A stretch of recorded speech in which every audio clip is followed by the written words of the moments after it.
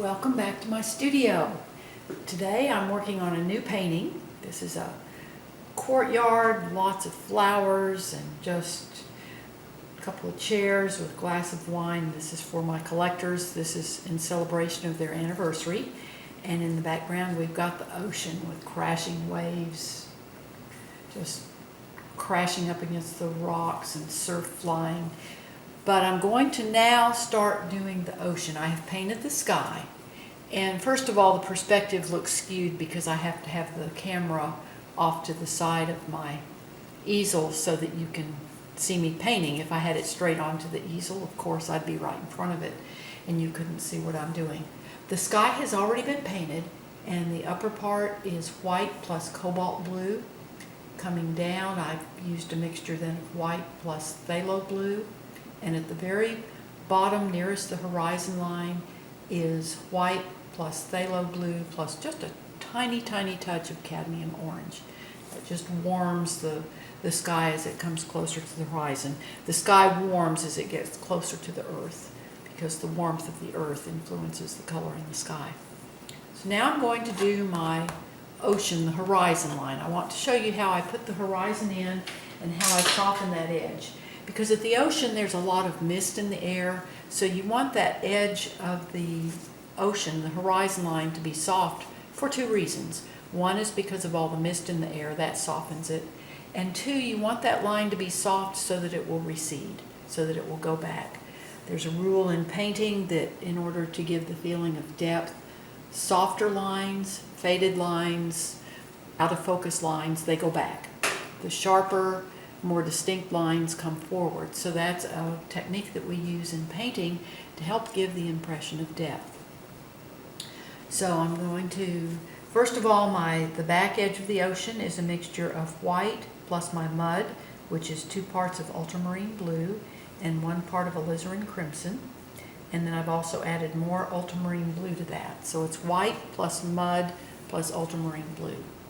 And so I take my T-square here. This is a gallery wrapped canvas and I can just put that T-square against the edge of the canvas.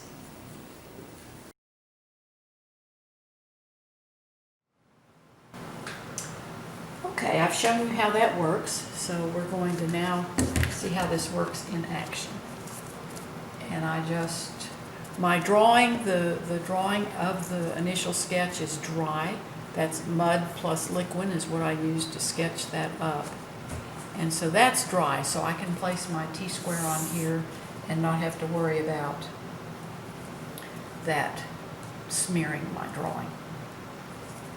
So then I just take, with the T-square, I take that mixture of my white plus mud plus ultramarine blue, and I just come along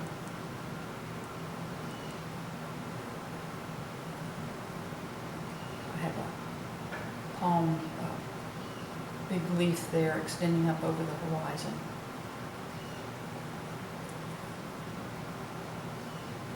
Ocean, the waves are,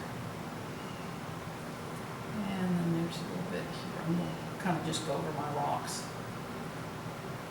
Okay, so that gets my horizon line in straight and level. Now, before I do anything else, I clean off that T-square. Just take tissue, dip it in a little thinner, and I just want to clean the edge of that T-square because it got paint on it and I don't want to, next time I use it, I don't want to get that paint on my painting. So clean that off real good. Taking this, now I go back and kind of fill in along this edge. Come down columns a little bit. Just kind of bring it down.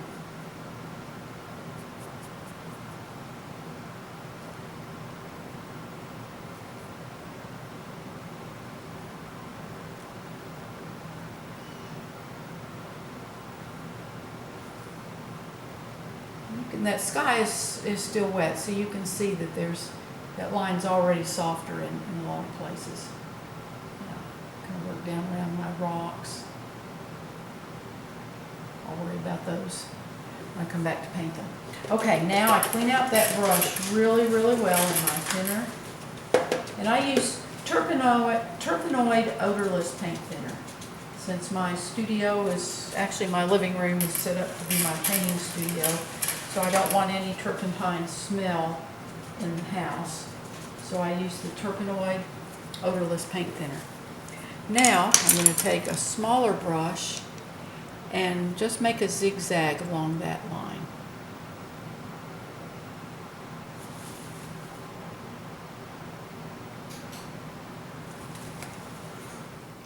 All the way across.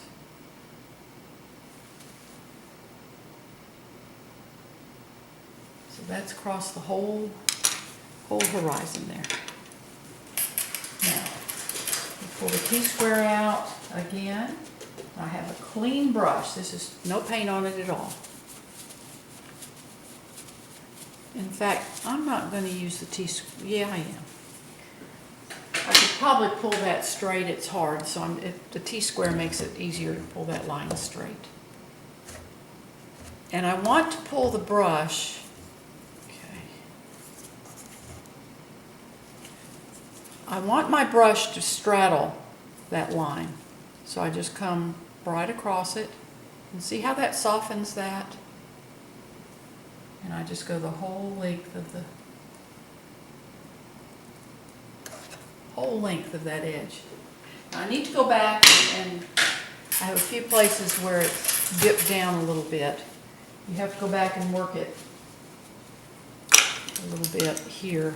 It's like right here. Just take some of my darker color, pick it up, and take some of my sky color and come back. But we just want that edge to be soft. And you have to go back and work your sky color too, so that you don't have a straight line across. So you kind of have to crisscross this. And it takes a little bit going back and forth to do this. But this is how I soften that back edge.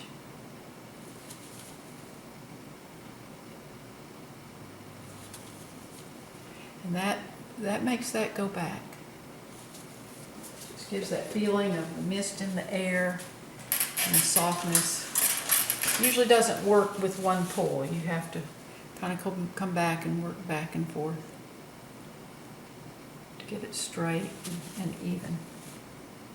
But this is how that we soften that edge.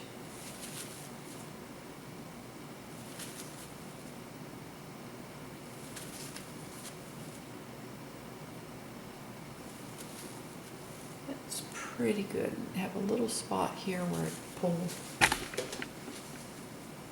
And actually, if you hold your brush like this and pull horizontally, just pivot your body. Hold your arms straight, but just pivot from your shoulder. That's really the easiest way to make a fairly straight line. Not always straight completely, but it just takes practice. And even now, I don't always get it right the first time. But you can see how that softens. Now, clean my brush and just bring this sky color. Again, kind of crisscross this.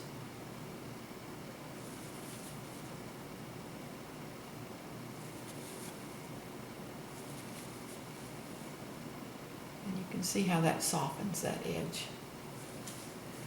It's just, it takes practice. It's a technique that just takes a while to get the hang of it. But secret's keeping your brush clean.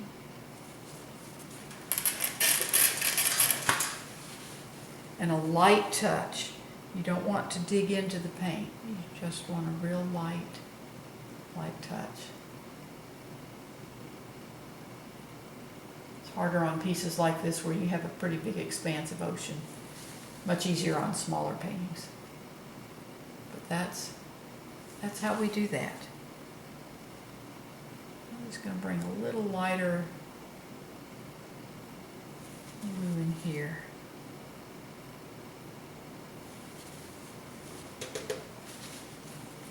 This is how that horizon line, I can soften that. And that visually takes it back. Soft edges go back, hard, sharp edges come forward. So anyway, I really appreciate you watching my YouTube videos. Please visit my blog. The link is in the description below. It's also on the address is on the final frame of the video. And on my blog, I show the complete step-by-step process of this painting. So a lot of you have asked, oh, well, I love what you're doing, but I'd like to see the rest of the painting. Go to my blog. That's where it is. You can also subscribe to my blog as well as my YouTube video channel. And I just want to thank you. You have a wonderful, wonderful day, and just take some time if you're out and about, you're wearing a mask, but if you see somebody that needs some help, do your social distancing, but you can still open the door for someone that maybe has their hands full with little kids, or just be nice to people. You know, share the niceness, share the happy.